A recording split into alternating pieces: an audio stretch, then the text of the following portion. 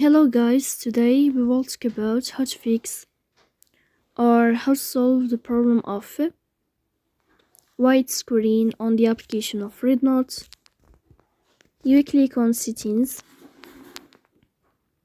In this page you will click on apps, default apps, app settings. In this page here you will scrolling down until you find this application of REDnote. Here in this page of app info you will click on first stop and you will click OK. Then you will enter to the window of storage.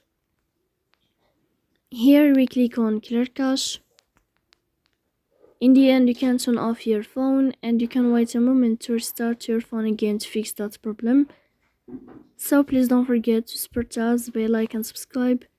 See you next time.